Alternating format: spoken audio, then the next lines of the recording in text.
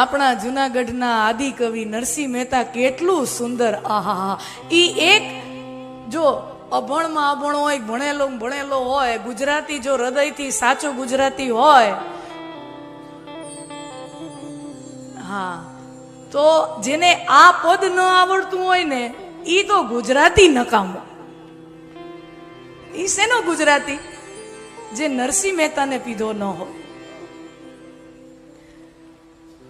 આ કવિતા વડીલોથી માંડીને આજના નવજવાન યુવાનો બાળકો સુધી બધાયને કંઠસ્થ હોય, પણ કેવી મોટી ઊંડી મનોવિજ્ઞાનની વાત લઈ આવ્યા છે.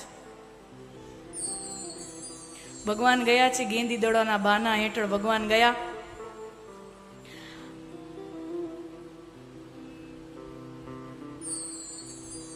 અને નાગણો જુએ છે કે કોઈ બાળક આવ્યો છે. વિયો જા સ્વામી અમારો જાગશે તને મારશે, અને બાળ હત્યા મને લાગશે. હે જળ કમળ છાંડી જાને બાળ, સ્વામી અમારો જાગશે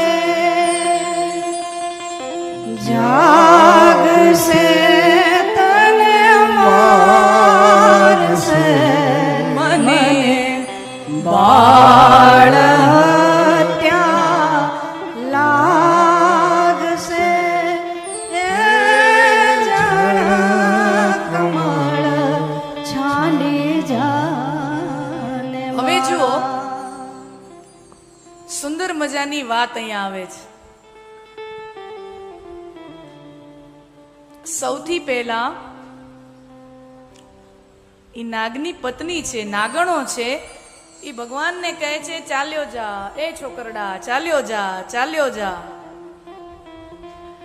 ભગવાન માનતા નથી.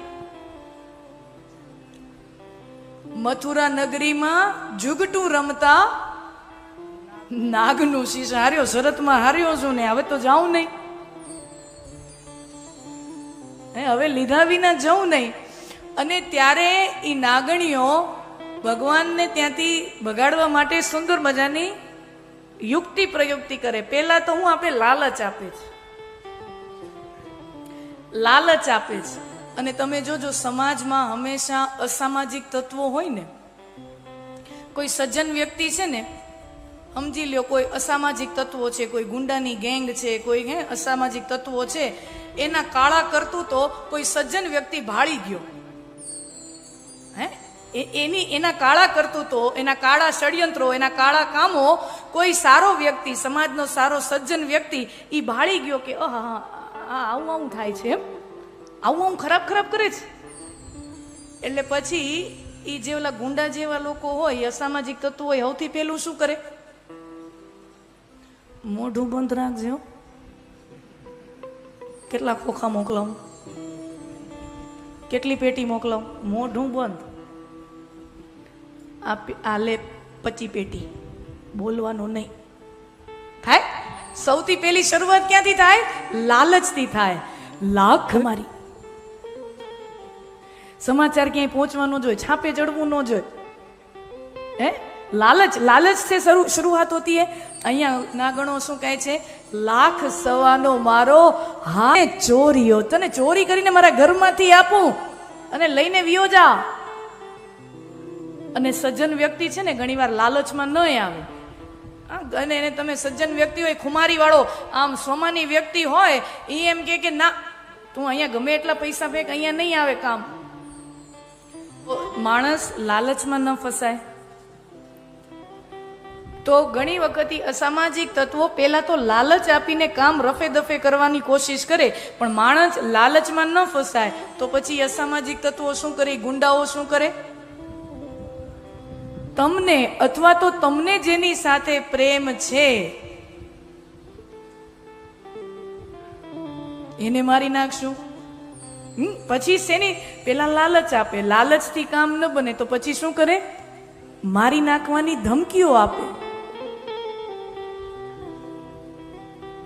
કાં તો પછી એની લાગણીઓને છંછેડે, એને લાગણીઓની રીતે એને, જેમ ગુરુદ્રોણના મેદાન, મહાભારતના મેદાનમાં ગુરુદ્રોણની લાગણીઓ છંછેડાઈ હતી ને, ગુરુદ્રોણ યુદ્ધમાં એકદમ પરાક્રમથી યુદ્ધ કરે, પણ ગુરુદ્રોણની લાગણીઓ છંછેડાઈ. અશ્વત્થામા હતઃ, એટલે યોદ્ધાની સામે, ઈ ગુરુદ્રોણની સામે સમાચાર આવ્યા કે મારો દીકરો નથી રહ્યો.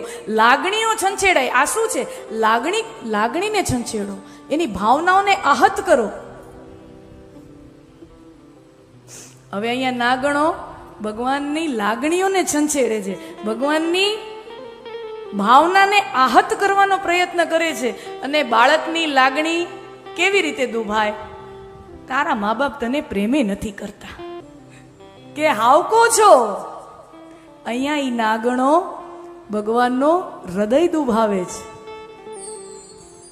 ઈ શું કડી છે? સરસ મજાની. ઉબળ્યા બાથે વળગ્યા, જાણે આમ સિંહ ગર્જના થાય એવી રીતે આમ સુંદર મજાનું એવું ચિત્ર, કવિ કેટલું સુંદર મજાનું ચિત્ર ઉપસાવે છે.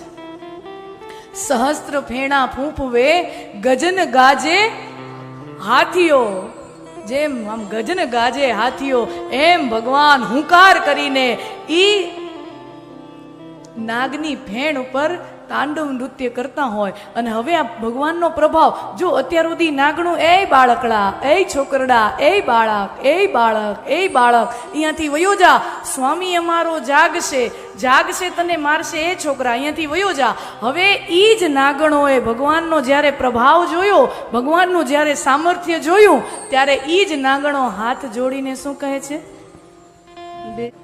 દુનિયા આવી હોય જ્યાં સુધી કોમળ કોમળ, રૂજુ રૂજુ, મીઠા મીઠા, સીધા સીધા રહ્યો, ત્યાં સુધી છોકરામાં ગણી કાઢે.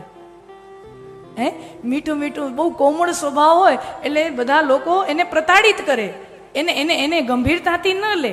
પણ ભગવાને જેવું સામર્થ્યનું દર્શન કરાવ્યું, જેવા પોતાના પ્રભાવનું દર્શન કરાવ્યું, જળકમળ છાંડી જાને બાળા. સ્વામી કોણ હતો ત્યારે? સ્વામી અમારો. ત્યારે નાગણો માટે સ્વામી કોણ હતો? નાગ. ઈ સ્વામી હતો, એને બહુ મોટો સ્વામી. અને પછી મૂકો અમારા કંથને. છેલ્લે પ્રભાવ જોઈને ઈ જ નાગણો કહે છે, અમારા કંથને મૂકો.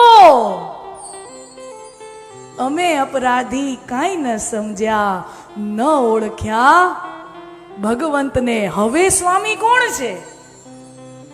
અબ સ્વામી શ્રી કૃષ્ણને કહે છે, અમે અપરાધી કાંઈ ન સમજ્યા, ન ઓળખ્યા ભગવંતને.